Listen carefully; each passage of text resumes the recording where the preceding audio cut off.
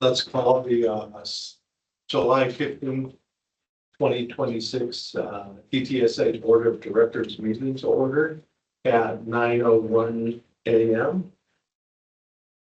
For everybody here, let's make sure we silence our phones. And Rochelle, you would do the roll call, please. Director Clement, I'm here. Director Cox, Yes. Director Wilson. President. Yeah, I meant a little more. I like him. That was good. Someday before I retire, I'll get it right. You know. Director Hens, that's it, I'm here. And Director Wilson. Here, thank you. Please join me in the Pledge of Allegiance. I pledge allegiance To the flag of the United States of America, and to the republic for which it stands, one nation, under God, indivisible, with liberty and justice for all. Thank you. And with that, we'll move on to public comment. So any public comments in the audience? We just received at 8:57, there's public comment for the board. And I had a phone call just prior to the meeting. I was under the impression that it was regarding delinquency, but it is not. And it is regarding Alpine View Estates for workforce housing projects. And I can read it for you if you like. So it's probably under, This is not on our agenda, is it? it's not, so it's for regular Yeah. public comment. Yeah. So it says, Dear Board of Directors, our company, Alpine View Estates LLC, respectfully asks that you waive all past due fees and future fees as well until certificate of occupancy of the workforce housing project we're building at 6731 North Lake Boulevard, Tahoe Vista.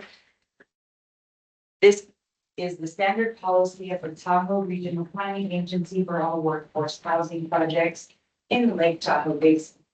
This site has been dormant without any sewer service since 2017. Charging our company fees for this service that is not being used is unfair and a hardship for the already difficult development of workforce housing in Lake Tahoe. I kindly ask that you seriously consider our request to waive these fees and help the development of desperately needed workforce housing in Lake Tahoe. Sincerely, Michael Davis. With that, I don't believe we need to take any action, but when we get further into the agenda in regards to Placer County, would that come up, would this come up then? Are they one of the? No, they have any, they don't have any delinquent fees at this time. Okay. It's just That's what I was. an upcoming. Okay. And just a quick comment on that. The point about workforce housing is part of it. It's not all workforce housing. Yes. Okay. Thank you. Yes, Scott, I have one question. Yes. On that. So has this person contacted staff about whatever it's about up to this point? Yes, Been communications, yes. staff has been communicated with North Tahoe and by the customer in regards to. Because my understanding is for these types of items is that it's the type of thing that staff would typically look at and then make a determination on it. If the individual is unhappy with the staff determination, they've got the ability to appeal that to the board and so that. So that would be the normal process for something like this to go through. It is, yeah, but generally we do strictly interpret any ordinances, let them know that, and then make them aware of their opportunity to bring it to the board. Okay, And then we would typically put that on the agenda. okay, thank you. Any further public comments? Okay, with that, we will close the public comment and review adopt the agenda. Do any directors wish to adjust or remove any items on the agenda before adoption and approval? To approve the agenda. Second. Favor, say aye. Aye. Aye. Motion approved. And with that, we will move on to professional achievements and new hires. Vicki? Good morning, President Wilson and directors. This morning we have a couple of acknowledgements that we would like to make. And first, that would be a new employee, and that is Jack. And Jack is our new SLEED specialist one. It took probably, gosh, darn close to a year to get a new SCADA individual. So that was an exciting new hire. So welcome, Jack. Thanks for joining us. Welcome aboard. Glad to be here. And second, we have a 10-year anniversary, and that is Chewy Zarate. Chewy is from the maintenance department. And Chewy, we thank you for 10 years of service. Thank you. And now you get to start the next game. Thank you, Julie, for your service. Thank you. Yeah, so welcome and thank you, and we really appreciate you guys'. Thank you. Thank you, Vicki. Okay, let's move on to the consent agenda. Would any directors like to pull any items from the consent agenda? Consent calendar, okay. We have a second. Second? All in favor, say aye. Aye. Approved. And we get to move on to the regular agenda.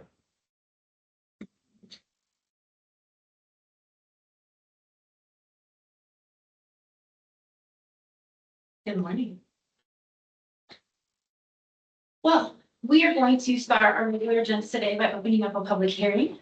We want to allow for public comment related to the board's consideration of adopting resolutions for the delinquent 2025 and 2026 tax roll billing reports and approving the filing and collection of delinquent charges on the 2026-2027 county tax rolls. So we'll open the public hearing at 9:08. Yes. Oh, yeah, I'm sorry. I forgot that that's me. My bad. Great. I'll get it together. To my knowledge, we did not receive any public comment. I'm confirming with Rochelle that prior to the meeting, we did not receive any public comment related to delinquencies. That is correct. All right, then we will close the public hearing at a little later than 9:08 a.m. Excuse that, I'm fine with this moving forward.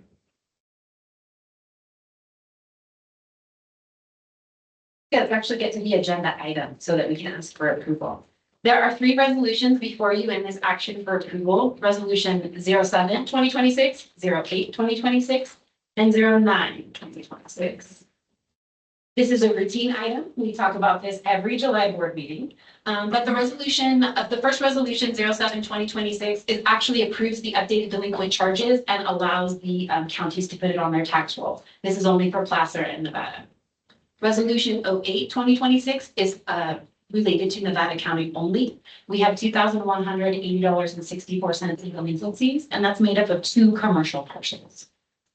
The next resolution, 09-2026, is for Placer County. It's a little more than $35,000. It's 14 parcels in total, and that's broken out between 8 commercial parcels and 6 residential.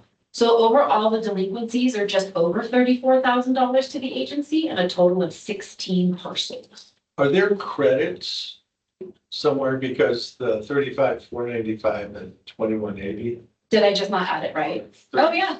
37,635. Yeah, the 4 should be a 7. Okay, Yeah. okay. No credits, just fat fingering by Liz. Is this higher or lower or about the same as what we went through last year? Gotcha. Higher. Higher? Significantly, a little bit? Nevada is just a little bit higher, Placer's a little bit higher. And there's more parcels. It's more parcels and the commercial element is a higher dollar rate. Okay, thank you. The question I have was, these are all folks that have billed not on the tax roll. They were not billed on the tax roll for these particular items, depending upon when they occurred during the year. but they are normally taxable. Now, also, we serve El Dorado, a portion of El Dorado County too, don't we? And they're all paid, Correct, no delinquency. no delinquencies. Very good. Catherine, did we fully answer your question? Yeah, well, I think so, because these are all charges that didn't go on the tax roll, because we're all on the TIFA plan, so we shouldn't have to put any delinquencies onto the tax roll. Correct. These may have occurred because of a change or something like that, so the tax roll billing had already happened, or it was new, and so they will be on the tax roll for this year, they just weren't for last year. So that's what allows us to go and add them to the tax roll for this year. Okay, makes sense. But the commercial projects are just billed directly by us though, right? I don't think we collect commercial on town tax roll, or we're doing that now too. Okay, Unless it's a government property, correct? Like in the town of Truckee, for example, there are some businesses that are on, I believe, railroad property or some type of government property. We can't put that on the tax roll. Yeah. We bill them directly. thanks. Other questions? All right, then before you, the recommended action is that you approve all three of these resolutions so that Celeste can go and get them over to the county. So moved. Second. All in favor? Aye. Aye. You have to do a roll call. We do? Okay. So with that, Rochelle? Director Clement, Yes. Director Cox. Yes. Director Wilkins. Yes. Yeah. And Director Webster. Yes. Okay. While I'm still here, the next item is also mine. There's not 12 more items after it though, so maybe you won't get tired of the sound of my voice this meeting. So before you for item 3 on the regular agenda is request for approval of a services agreement for the agency's service charge rate and connection fee study. So let's talk a little bit about this. I had mentioned in this room and we have talked at finance committee that we had an RFP out on the streets looking to update and provide a new rate study and connection charge studies. Overall, we need to deliver an updated and data-driven rate and connection charge study for the next 5 years. You will know that we do have our Prop 218 run through FY 28 based on strategic decisions made in this room. We want to take a look at changing that. We have enough time. So that's why we wanted to do this study now so that we can look out for the next 5 years. That way we can ensure fair cost distribution and give more transparent communication to the public. But why do we need to do this now? Because we've done it and we have the Prop 218 approved through FY 28. Well, again, decisions made in this room. Since that a rate study and connection charge was done, this board has taken this agency in a different direction. We now have a 5-year CIP approved. We had a master plan that was used in the prior studies, but now we have it a little cleaner, more methodical, more thought out. And so we need to, and it has a gigantic project in it that we now need to include in that 5-year lookout for our rates.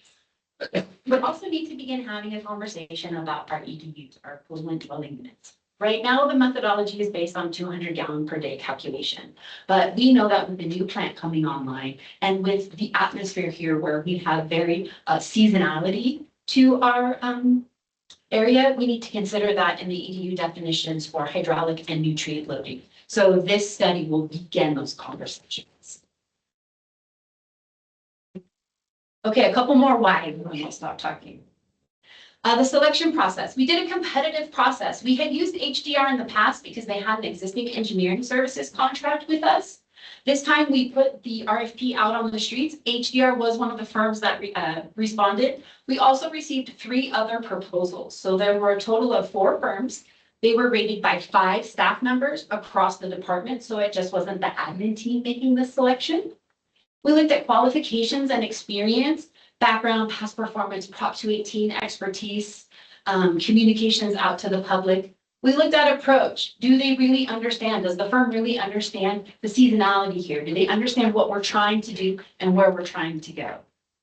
From that rating, 2 firms were interviewed and moved on to the next level. From that interview, fees were also considered at that time, but HDR did have the highest rating. It was a familiar team. It had they had a personalized RFP. Their presentation was also very personalized for us, which was something that we appreciated. HDR also has contracts with several of our member agencies. So from a growth perspective, from understanding how it comes into us, that's extremely helpful. And they also displayed during the interview that they had a full understanding of the EDU work that we want to get to. So at this point, the contract award advances a critical strategic priority. You all set goals for us. And goal number 2 is ensuring long-term financial sustainability and affordability. This is that step to get us there in a transparent way and have that administrative services record so that we can talk to the public about how we came up with these rates. Let's see if I talked about all my talking points. Oh, one thing I will note, HDR has performed these studies for us before, and that amount was a little less than $100,000 for those studies. There were several amendments. Some of you were on this board at the time, and there were lots of back and forth conversations. So what HDR tried to do in this proposal to get to the $120,000 not to exceed amount is account for those back and forths. I will note it's time and materials build. So if we don't have as many back and forths, we don't need additional follow-up, we will come in under the 100.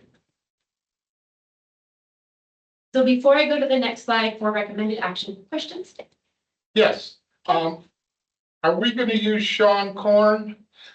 He's the principal, correct? He's the lead. And he's gonna be the one that's working with us? He's the project manager, yes. Yes.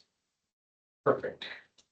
Yeah, since we didn't see the proposal, can you explain a little bit more about the EDU definitions and what they have proposed? So how they're gonna go about this, or what we've asked for them to do? So right now, the proposal was high level and it had the talking points that we need to look into it. We need to understand what data points they would need from us, what information would be needed to start that conversation and how to put it into the calculation. We didn't go any further than that in the conversation. That will be part of the kickoff meeting that would happen in August, should you approve the contract. I can provide some context on it. It's helpful. So we are not a traditional facility. We experience really high fluctuations in the seasonality of the water that comes into the facility. And there are some industry standards used for assessing how much each individual home should be expected to contribute to a wastewater facility. Ours has historically been 200 gallons per day. It's kind of a middle of the road number. Very commonly, you'll see collection agencies and treatment agencies between 220 and 180. And there's always been an obvious, once you get into the data, an obvious indicator that we are not collecting 200 gallons per day from each home. The flows are just not at that level. And so we had some pretty extensive conversations on whether 200 gallons per day remained appropriate. And again, it's important to note that our total EDU count is based on that 200 gallons per day because we have a permitted limit that we can accept into the facility. So we ended up with having a pretty extensive conversation about the difference between the 200 gallons per day, which is a hydraulic measurement, versus the pounds of nutrients that come into the facility. And at that time, we were able to determine that back calculating off of the pounds, 200 gallons per day still made sense. That calculation is likely not to make any sense once the new facility is in place. We want to ensure that with the new facility, we are accurately capturing how many EDUs we can actually sell and not overbuild the facility, and also be capable of accepting everything that we've permitted to. Right now, we don't see flows anywhere near our permitted limit, except for when there's infiltration storm events. But on a nutrient, we're kind of pressed up some walls in a few of the processes in the facility. So what we're hoping is all of that complexity can kind of be encapsulated in the study that allows us to understand when the new facility is in place, will we be able to modify that number responsibly and change our EDU count, and, kind of have a little bit more of a conversation about that. Because otherwise, we're in a position where we have already sold more than 80% of our EDUs, but we're not near 80% capacity hydraulically in the facility. So it's kind of, we don't want to reach a point where we've sold all of the EDUs, but we obviously still have capacity. So we want to have a really good We're getting that assessment done from Corolla right now from the engineering perspective. We would like there to be a rate perspective to it that allows us to kind of say, what's the responsible thing to do here and ensure that we can still treat. Yeah, to me, that's probably gonna be the most exciting part of this rate study. Oh, yes. Further questions, comments? Yeah, I do. I found this agenda a little torturous, which a number of people would think is ridiculous, but we've done all the right steps to get us to this point. Staff's done a great job on that. And HDR is a really good firm. They do good rate studies. I'm just so disgusted by the price. I mean, I'm like, wow. But I know I can't let that get in the way of an objective decision. So I know we did all the right things. From a cost perspective, I will add, they were not the highest. The other firm that we interviewed was about $30,000 higher. There were firms though that were lower. The two lowest came in at about 70,000. One firm came in at about 40,000, but both of those firms lacked risk control from the standpoint that one was a one-person shop. There was no alternative if we disagreed with the methodology. And there were some things missing from the actual RFP. So from that level, looking at it, the two, HDR did have the lower cost of the two that were in. Yeah, I mean, I would have expected it to come in right around 70 to 80. It's kind of what I was thinking.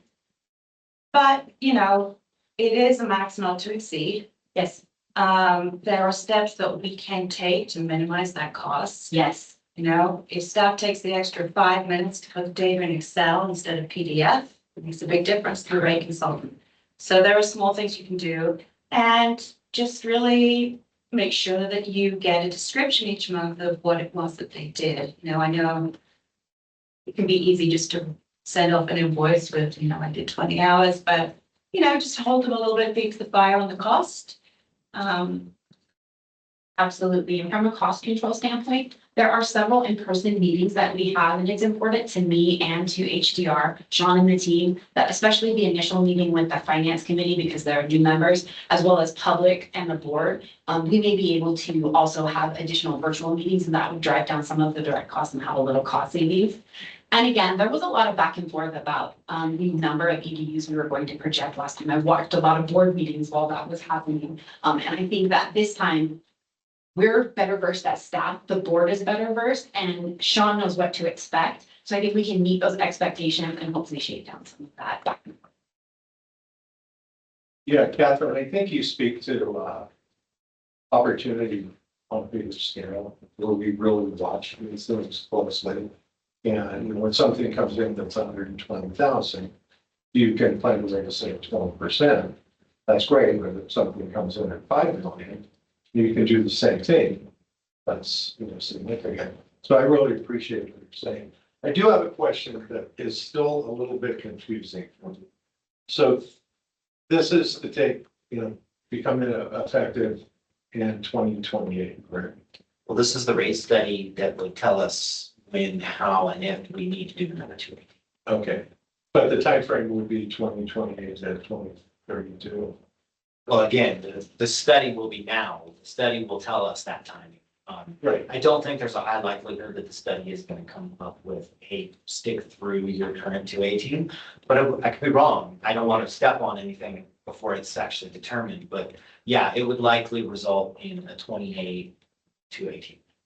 Okay, so what we potentially could do was go away from the 200 gallons to the nutrient loading. And our objective is to figure out what that is per EDU. Yes, I will say that there is some discussion within the rate setting community that nutrients might be appropriate, but there is no consensus on that. So we may end up with a still volumetric, but a different number. We might end up with some variation that uses nutrients. It's hard to say exactly at this point. That's why there's so much nuance kind of built into the study. Okay. But it's fair to say that when the new facility is in place, that number, that 200 gallons will be the same level of appropriate as it is today. If that makes sense. I don't want to commit to Well, anything. it's hard for me to understand how we can project out 6, 7, 8 years. Because I don't think the new plant's gonna be. So this is kind of like moving into in my mind, a gray area where we're trying to create a metric that, Well, okay, I'll put it like this. So the facility as it stands can treat a certain amount of Right. nutrients, right? It was sort of hodgepodge together over the course of 50 years. Some of it is original, some of it is 40 years old, some of it is 20 years old. And what we've ended up with is there's specific processes in the facility that are bottlenecks. So we've got plenty of room on primaries, for instance, and we've got plenty of capacity on phosphorus removal. We don't have the room for denitrification. That's a bottleneck for us. So we can't responsibly modify that. But what we can do with the modeling of the new project is understand where there would be bottlenecks in the new facility. And we can identify what would be an appropriate amount to say we could commit to treating from a nutrient loading perspective. Because the other aspect of this, you'll recall when we had this conversation a few years ago, the water's coming in lower volume, but more nutrient rich. Right. So the dynamic has changed, the facilities that are kind of focused on hydraulic treatment are not stressed. The ones that are focused on nutrient are more stressed. So again, with the new facility, it's a holistic design. Ideally, there would be no individual bottlenecks, right? Because it's a new design facility. But we will identify what they are and where they would be, and that would help us dictate what we can accept. but aren't those bottlenecks? Didn't we scope those out in the design to this point? Yeah, well, as far as the new facility goes, Yeah. yeah, there's a pretty consistent understanding from the modeling on the design already, how many pounds of nutrients we can treat. That's why it's kind of ideal time to have this conversation about how it relates to rates. Yeah, I'm having a hard time connecting this. I don't know if anybody else is, but. It's difficult. And I do think that other, not only member agencies, but regional agencies would be looking at how we Yes. handle this. Definitely. Mhm. We were trendsetters a while back. We're going to be trendsetters again. Yeah. You called it a gray period. I call it bridging the gap. We operate the plant today a specific way. We'll operate the plant in a clean water revitalization project post world a different way. Mhm. We have to bridge that gap, right? And so this study is going to help us from a rate perspective, get ready to bridge that gap. Now, the study is going to look at rates for 5 years. We'll have a recommendation before then. I may not say, I think we should do all 5 years on Prop 218. I may say, I think we should do 3, and here's why. Because we're going to continue to get more information from the project as we progress through it. I don't want to put us in a situation or recommend a situation that you would approve to have us keep redoing work. But we don't know that until we start to look at the study. So that's why I did Jason's point. Now seems like the right time for that. And I also wanted to hedge our bets because the 5-year Prop 218 that's already approved Right. started high and went down to 3.5%. Again, that was prior to the decision to do this project. So I want to make sure that we maintain that long-term strategic planning and not drop down in a year that we should. Okay. Okay, did that help? So, further questions, comments? Okay, for a motion to approve. This side of the table. That's great. I will move that we approve this item. Second, Thank you. Favor? Aye. Motion approved. Thank you, Liz and Jason. Okay. Move on to the department reports. Michael. That was quick. Morning, Board of Directors, David Wilson. For the month of June, for the Operations Department report, am I moving this thing? Yes, you are. I'm gonna read off the actual board, report. It's a little different. Operations update, we cleaned and acid washed centrifuge, centrifuge centrate tank, feed tank, and associated piping. Work included draining, isolating the system, removing residual solids, performing high pressure rinse, and applying an acid wash to break down the scale and accumulated chemical deposits. We'll see some pictures here coming up. Completed the full cleaning of chemical treatment site 1, including inspection of fittings, valves, internal surfaces, and confirmed proper flow and equipment readiness. We also received the tentative waste discharge requirements and initiated review, comment preparation, staff coordination, and planning for the October 1st hearing.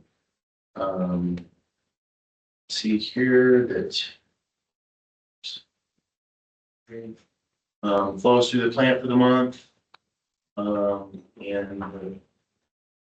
chemicals, and then this is just a picture of the feed tank before and after cleaning for the centrifuge. This was the staff cleaning the chem side 1 with the Vector truck.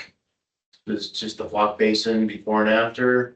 See the sludge on the floor. We have to get that out and periodically clean it up. The operations department. Any questions? And I saw it advertised in the paper. That's it, son. Yeah. Curious. Yeah. Anyone will say anything? Yes. Yes. We are, there's a few things that we are probably gonna public comment on as far as some of the things we brought up. We are that we so other than that. Just get ready for that October 1st hearing. Any other questions for operations? Thank you, Mike. Thank you. Thanks for the pictures, especially the sludge, because I was one of them. One of them reminded me of a reflecting. No green algae though. Good morning, everyone. Okay, so for the maintenance department, for the month of May, it's the same projects that we've had up there for quite a while. You'll probably be seeing these for quite some time, so not much change there. We're trying not to add any additional projects at this time. Trying to focus more on plant maintenance and our primary job. Let's see. For the month, we also had a few rebuilds and replacements. We rebuilt and installed the 2 water pump. These are some of the older piece of equipment in the plant. It's something that we'd love to upgrade at some point, but we're limping them along, keeping them going, trying to spend as little as possible on these things because they are scheduled to be replaced as part of the project. Doesn't mean that we won't have to replace them eventually, but we're doing what we can. We replaced the 3 water pumps. Actually, there's 2 pumps out there. Finally wrapped that up. That's been a problem for quite some time. So that is back in service. We replaced the digester 33 foam separator line, a flock mixer assembly, which we'll have a picture of a little bit later.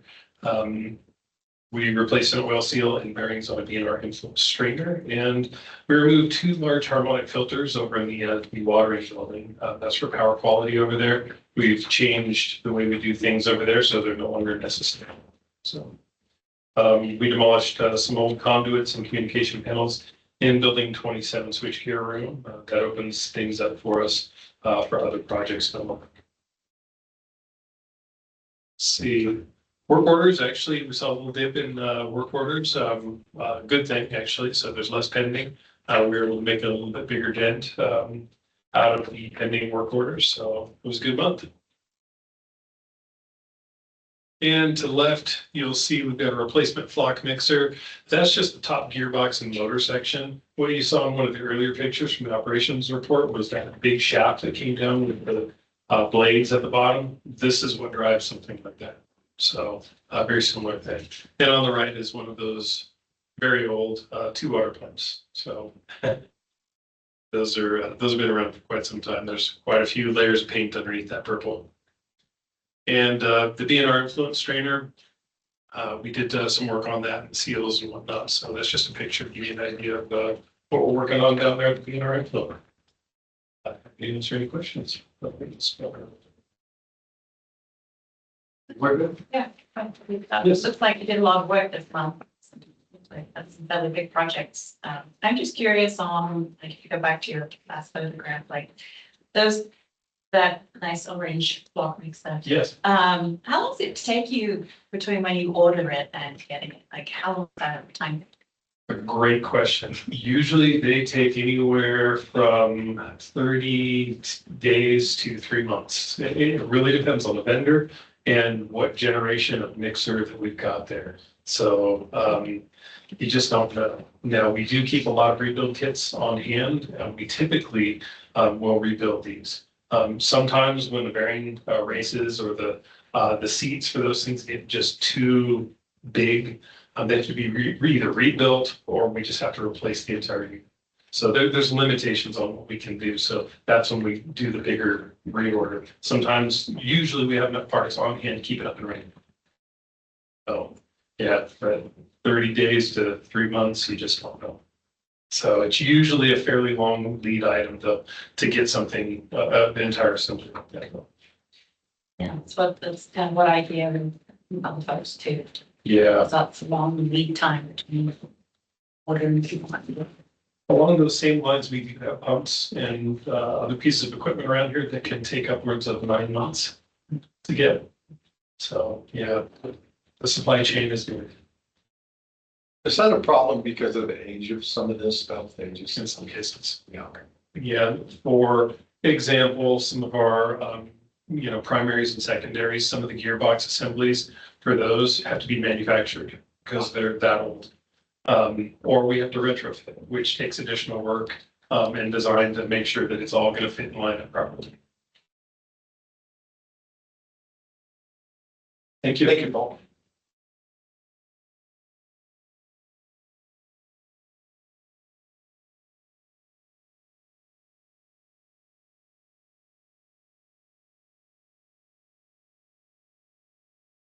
Good morning, board members. So on the technical services department side, as you can see in some ongoing projects, our clean water revitalization project. Currently, we're in the preliminary design phase on that. So we just had a follow-up workshop yesterday with Rolla to go over some things at a camp that were outstanding questions. They came back with additional information to help us facilitate making some decisions as they put together PDR. Currently, that project is just for those interested at 3.9 million in waste to date, or 20.7% of the overall project budget expended, with about 14.8 million remaining, and it is tracking on schedule. Budget on time so far. We are planning a board of directors study session for mid to late September. We're looking at the week of September 21st. If start looking at the dates, not going to be, of course, but just start thinking ahead about that week after the board meeting week. Yeah, and just trying to see if that works for everybody. Yes, we would like to get that scheduled on the calendar sooner than later. Board, and if there's any remote attendance requirements. So yeah, moving on to digestion improvements project. Ongoing 60% design. They had to do an addendum to the basis of design verifications with some pivots changes between the last iteration and this one. So I'm looking to get that at the end of July here in the next couple of weeks. They're going through their quality control assurance reviews right now. On network upgrades, Jacobs is progressing that project. That's that single fiber ring that we've talked about previously with y'all. So looking to get that deliverable there. That one's jumping straight to 90. It's a pretty straightforward project. So on the SCADA upgrades project side, I'm still currently scoping that. I'd like to meet with our E&I supervisor when he gets back from leave to go over the RFP before we issue it. I have quite a few folks interested in that project going out. And last on the list, I need to start scoping the RFP for the TRI rehabilitation project. So we just wrapped one up this past year, and we have one more to go. And these are the river crossings on the river. So in the Corolla master plan, there was recommendations to rehabilitate all of our river crossings throughout the Truckee River corridor. And they recommend considering pushing these two projects together. So we have them in the CIP budgeted for this year to start that process for the design of those rehabilitation components. Rolling on to the lab and IT. Business as usual, lab's doing summer water sampling. I didn't put it up here, but they are updating our website to reflect instructions to the public that want to bring water samples to the lab. We're continuing to work on the laboratory information management system enhancements. Our lab director met with our IT supervisor to go over some expectations for that. Continued California Department of Public Health code sampling. On the IT side, they're working towards scoping out with Able Solutions, potentially the Microsoft SharePoint migration. And then they finished out a printer micro segmentation. That's all I got for tech services. Questions? Yeah, I got a question, Scott. Sir. From the Midway Bridge or the Alpine Meadows Squaw Valley river crossing, how many more river crossings do we have with the TRI between Squaw and the plant? So downstream of Squaw, we have 2 additional river crossings. 2 additional. And those are the 2 that are in that project slated to not be done next summer, but the following summer.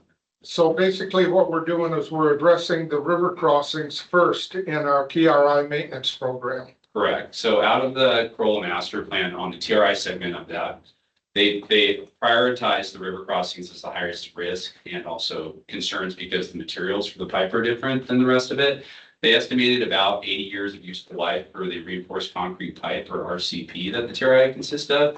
But with the expectation, we were going to start a renewal program. So after we finish this rehabilitation project, we're going to transition working with a consultant to establishing a renewal program that will look long-term about creating ongoing projects and upkeep for concerns with specific areas.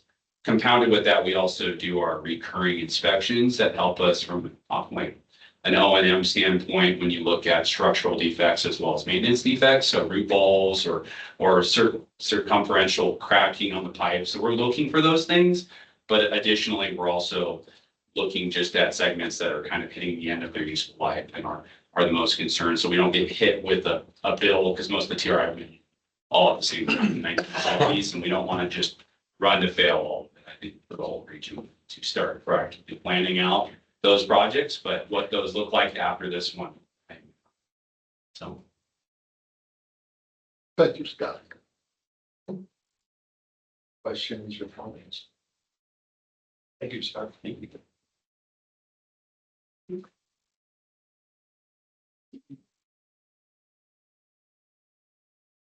Good morning. It seems like I was just here.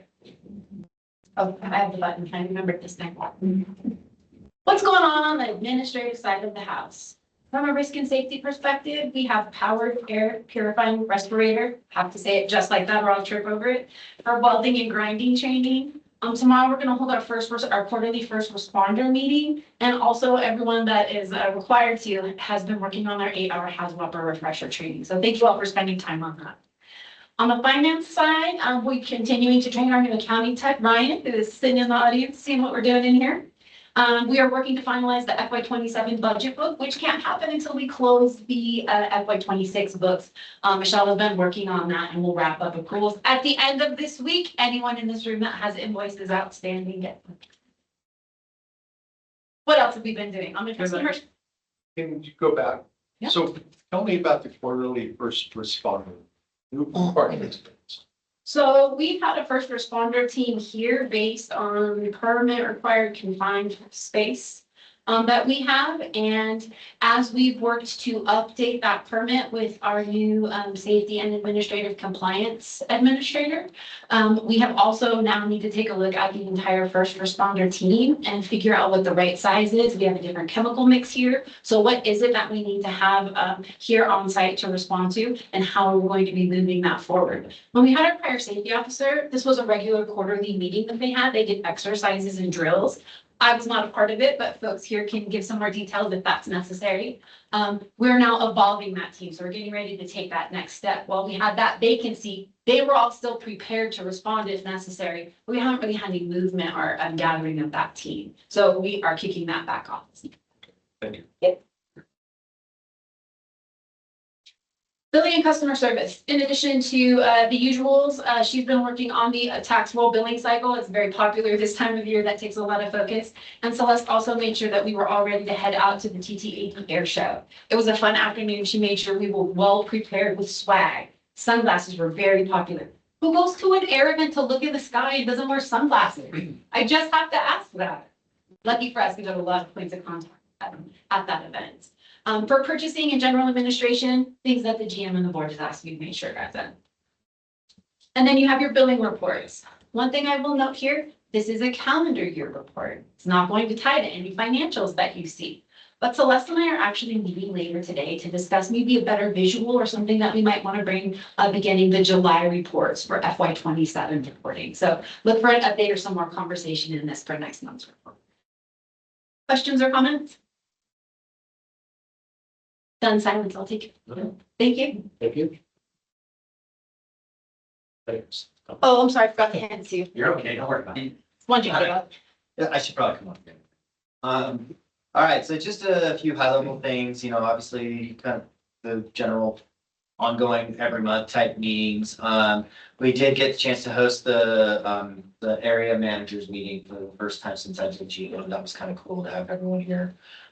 We did some more work with Abby Smith, making sure we had all finalized everything so we can start the process of implementing strategic plan, which is really exciting. Kind of next steps on that is we're going to have each of the department managers is going to do a strategic effort within their department that ties to the greater strategic plan so that everyone can kind of feel a little bit of ownership with that process.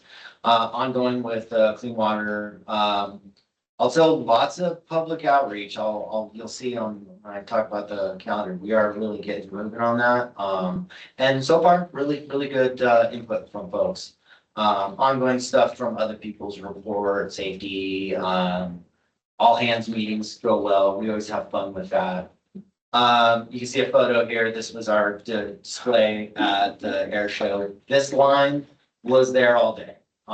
We talked to 670 people. It was a heck of a day, wipes you out. Big thanks to those, Liz being among them, that she managed to show up, and it was a busy day. But so also a couple weeks ago, went down to the CSDA General Manager Summit.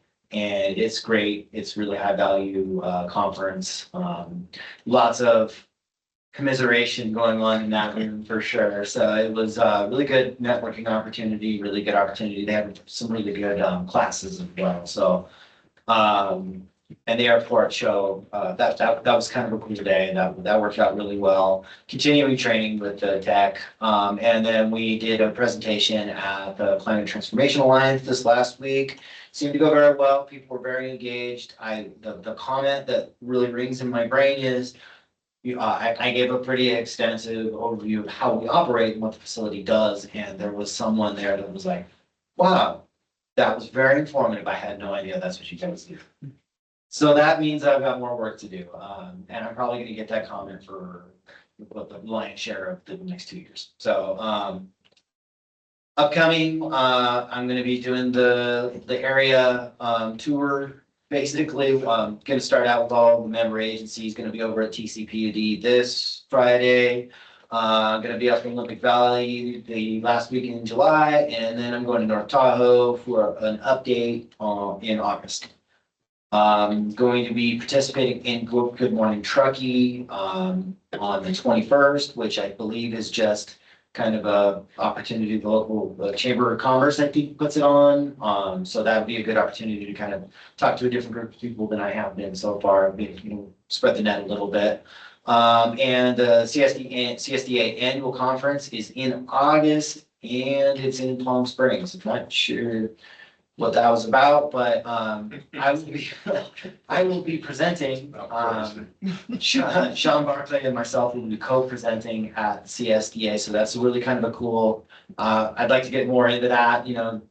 Presenting a little bit more at the wastewater and the management type conferences. And we're going to be hosting the area clerk luncheon in September, so Michelle's very excited about that. And apparently the CSDA conference is Western themed. So I'm gonna have to go down to the store and pick up some accoutrement. And that's what I got. Do you guys have any questions? I have a comment. You did a great job at CTA, especially following the person who had such bad news. Yeah. But I think it's critical, and I love the schedule you have, so let people know what you do, where we're going. And I just love the fact that you have it scheduled out, you know, like at the air show and things like that. Community, find out who we are and what we do. We're not making a lot of noise day to day, but we do something important, so. Yeah. And it's, you know, important. We got some feedback in the board meetings, you know, so there's a balance, you know, we don't want to spend all of our time, we don't want to hire a full-time person just to go do all these things, but, you know, it is important to have. You know, Thank you. thank you, Jason. What else? I think we're good. Cool. And with that, let's move on to any comments or questions from the board of directors. The meeting? We're good. It just, I got a couple of comments. Okay. Number one, on this, notice that we got here for public comment, correct me if I'm wrong, is this gonna be open for discussion on next month's agenda? Or how are we gonna deal with this?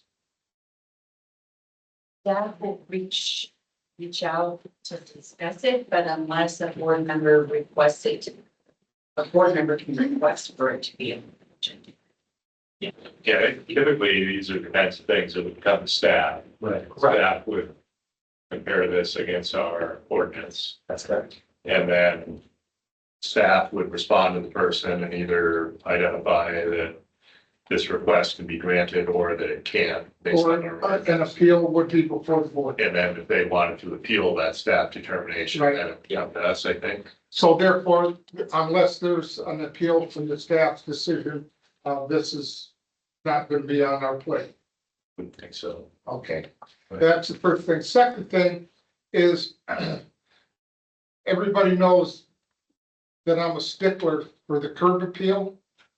And I just want to send kudos and a good job to whoever's in charge of taking care of the front yard, because it is head and shoulders above where it was 6 or 8 months ago or last fall.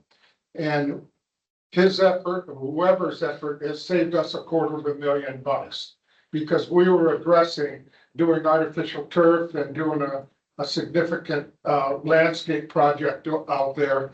And it's looking great. So whoever's in charge of that, please give them a notice of appreciation from at least me, if not the rest of the board.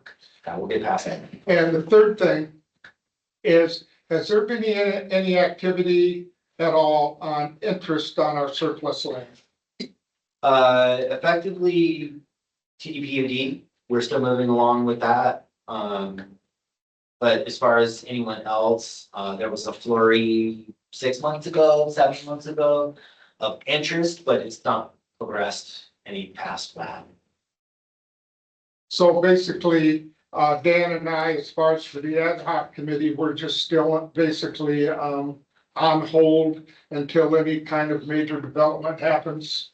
I feel like at this stage, we actually have pretty clear direction from the ad hoc and the board on how we move forward. The next step would be, if we're at kind of an inflection where serious decisions need to start getting made, then we will bring it to the board. Okay, thank you. No further questions. Catherine? Mine was really small. It was just for that board meeting in September, third week of September. So, are we expecting like a half day or a full day or a couple of hours or like what kind of time frame? That is a great question, and I think, That's okay. I'm mulling it over. I don't have, Appreciate it. yeah, I think we lose them right after, if we Well, made it a full day. I think the best way to look at that meeting is we will have a PDR. At that point, we will have costs.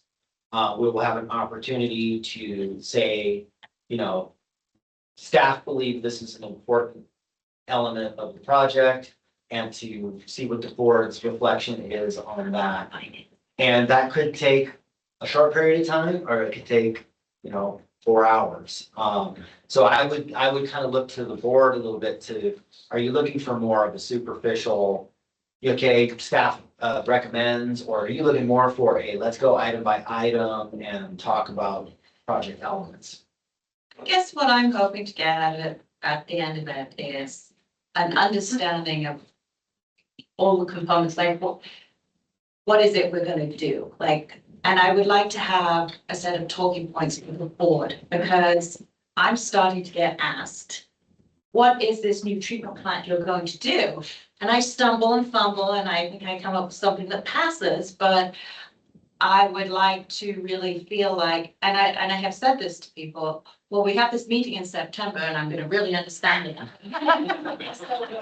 Would actually like to really understand it after that and have like a little, kind of cheat sheet for me and That's awesome. maybe for all of us. So for myself, I'd like a bit of a look under the covers, or under the hood, I should say. For sure. On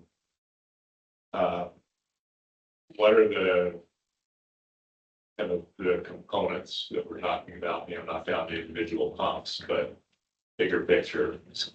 What function are they serving? And I think most importantly for me, where are there potentially components that well, we could either include them or we couldn't, right? And what's the rush and what's the pros and cons of including them versus not including them? Awesome. And then an opportunity for us to either provide direction at that meeting or potentially to digest that information. Correct. And then be able to provide direction at future meeting. That is what we hope for as well. Okay.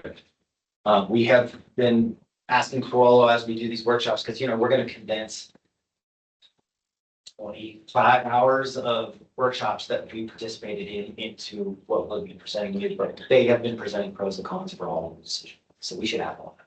So it sounds like we should be booking either a half a day or a full day on our schedules. And then if we don't end up using it, it's always easier to use less time than to need more time and need to I think, reschedule. yeah, and by half day, I would think 4 hours would be half day.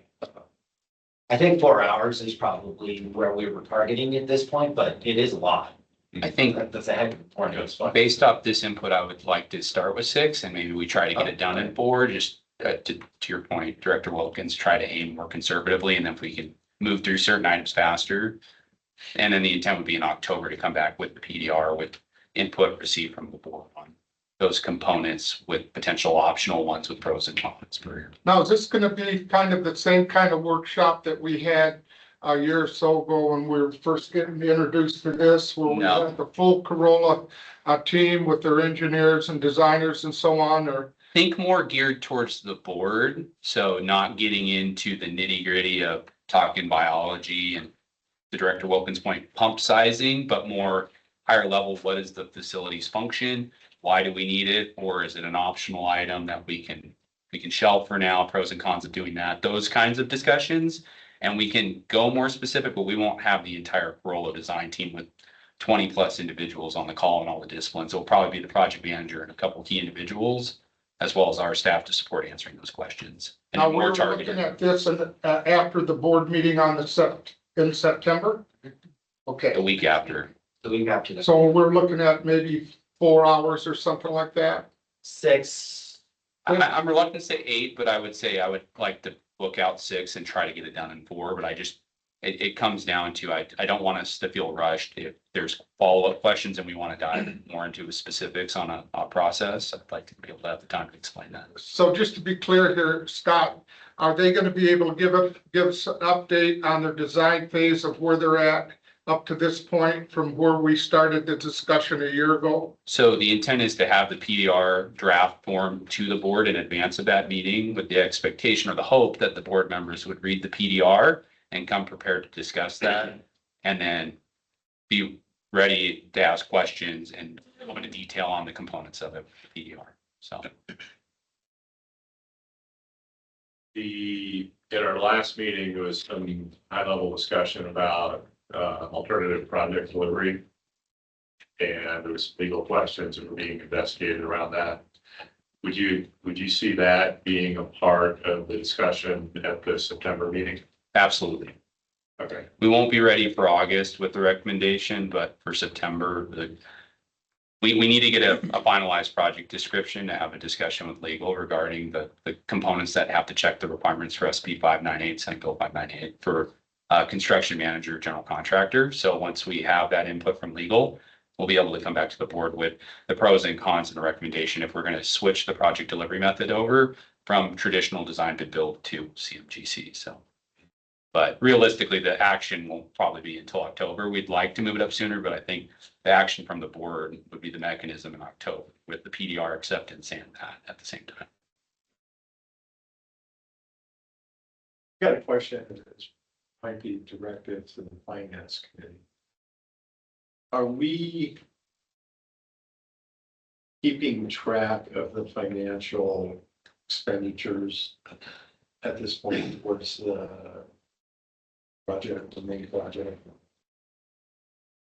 And would that be something, I mean, I haven't seen it, so I'd like to know if, we've spent 1.5 million or 6.2. And Scott shared it in his brief, but we do have an S curve that's kind of cool that shows projected expenditures. Okay. And it has a graph, actual expenditure next to it. Okay. So we can probably include that. Yeah, I think it's a matter of if the board would like to have more transparency at the board meeting setting, we can pull that from finance committee and put it in here as well, or keep it in both. I can go into more detail, I think, for the sake of time, I keep the update short, but if you guys would like more, I'll.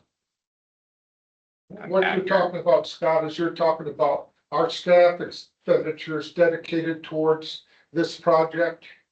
Yes, well, not staff, but where our money's going, Well, where the shareholder. correct me if I'm wrong, but a few months ago, we okayed 19.7 million towards Corolla for design and their work.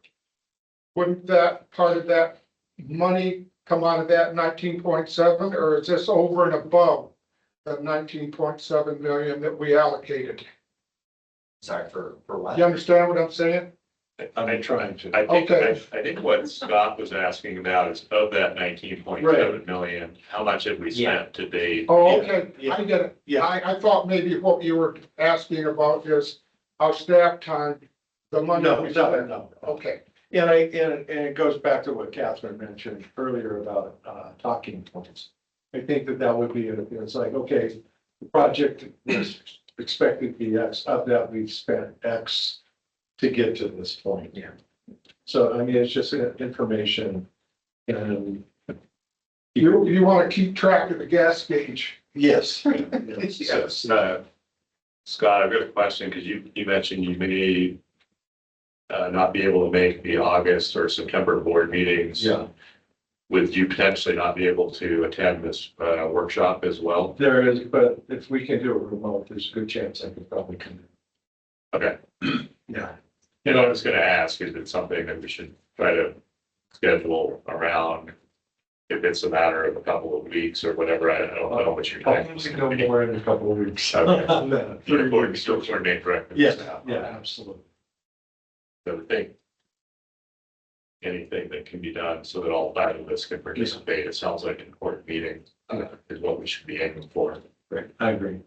Thanks. My only caveat to that is if we do need to delay, it could have project implications if we go back and make changes per board input with the timeline with design. So some of the components of the design, Rollo is planning to have a decision by October. So that's the only thing I would express concern for there. It sounds like you'll stay on the staff. Absolutely.